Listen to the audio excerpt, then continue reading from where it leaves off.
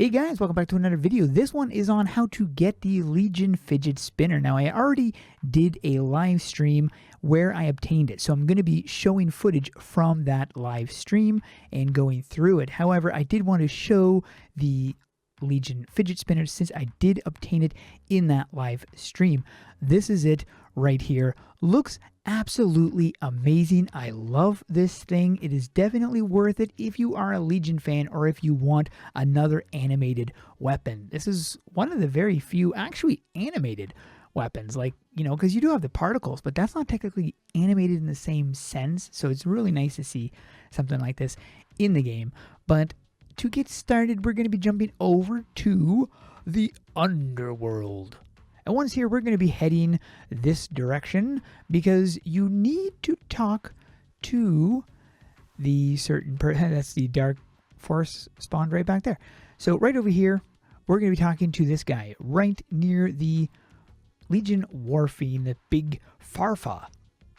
And in here, you're going to be finding a quest. Now, when I go in there, I'm going to be having this because I've already completed the quests. So you've got the thing. I will show you this afterwards, but first, when you first start out, you're going to be talking to Farfa. You're going to be seen in there. So you're going to find helping Farfa. That's going to be the very first quest that pops up.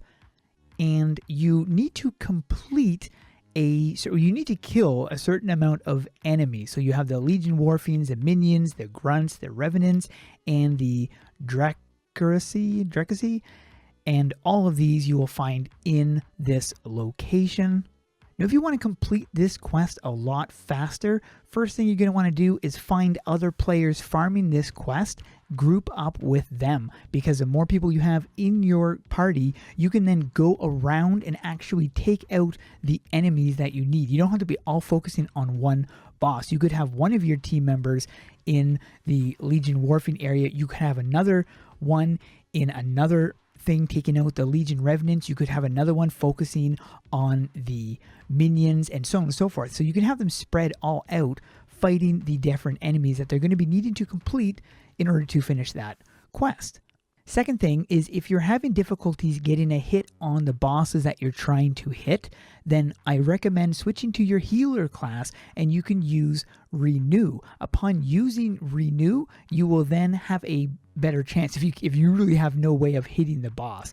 But if you are farming with other people, don't use skills. Mine is your healing skills. Like, don't use actual skills that will be taking hits on the boss. Instead, just use your default, because I mean your auto attack, because it's a lot less damage than the other ones. And if you have a healer, you can just use Renew, because then that will also be giving you a good chance of being able to get the boss, or at least tag the boss. Now, once you've completed that quest, you're going to be getting access to another one. So you just turn this one in,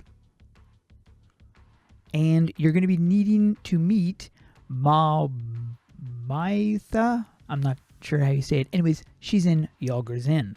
You'll find her just over in the corner, so you can talk to her and run through a small cutscene. At this point, you need to go find Skullburn, which you will find in the Island of the Dead. During this time, one of my team members had already killed the boss, so I didn't even have to kill the boss, but I did go to check it out. I had to follow Kiba because he had the arrow pointing directly where the thing was. And the big guy had spawned right inside of the graveyard. He's got like 10,000 HP, so he's got a decent amount of HP, but he's not too high of a level, so shouldn't have too much difficulty taking him down, depending, of course, on what level you are or who's there to fight it. But I personally really liked this big guy. Once you take him down, head back to the inn. Talk to the lady, then you're going to be heading back to Farfa. Next, you're going to be heading to Pointless Isle because you need to take down 2 bosses, and this is where it shifts from a classic kill monsters until to a RNG type based thing, which is actually rather enjoyable when you're with the right party. These guys are level 31. They can hit pretty darn hard, and they can also move really fast, which is kind of funny. And you can take them down. If you have a decent sized group with you, you'll be able to take them down pretty fast. If you are farming this with other people, drop your summon code so they can jump into your instance. This is going to be speeding up the farming in this location. They also give decent amount of XP and class XP as well. You're going to be getting yourself some fractured souls. You can also get some medals from this as well. Now, it also mentioned the daily boss dropping the medals as well. Now, I'm not sure which daily bosses drop the medals, if all of them do, or what the drop rate of them are in that location. But in this location, you can also farm the medals as well as the souls. Once you've completed that quest, you can head back and turn that in. You're going to be getting access to this page right here. And this will explain right here that you can get it from various daily bosses, while the soul is dropped by these ones in the thing. Now, this is probably the original way that it was supposed to be. However, I don't even know if the daily bosses currently actually drop the metal shards or not. But I do know that both the metal shards and the souls were dropped by these bosses in Pointless Isle. So it's a possibility that this will remain this way. It is also a possibility that the medals will be removed from these bosses and put onto the daily bosses. So I'm not exactly sure how that's going to work out. But anyways, you will have this, and then at this point, it will tell you how many souls you need and how many shards you need. And this can take a while depending on your RNG, because there is a lower drop rate for these items.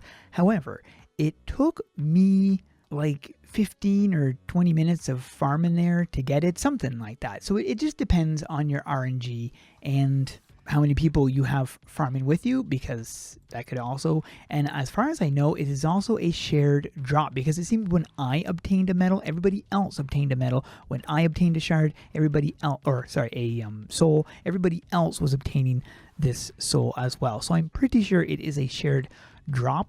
I'm going to have a few sets of the day for this video because I've missed some of these sets of the day in my previous videos.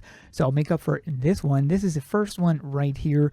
Kind of like a G.I. Joe type of thing. Really cool. This set is actually really nice too. Love the look of this one. This is also another one that looks really good. I love the hood with that set. That looks so good. Here's one from Loki Monster. There is an amazing amount of people who are super talented at coming up with sets. Loki is one of them. But that is how you get the fidget spinner, and I actually loved this. I mean, it was short, but it was really enjoyable, and I hope you guys also have as much fun farming for this thing as I did. That is it for this video. Hope you guys enjoyed. Thanks for watching. We'll see you in the next one.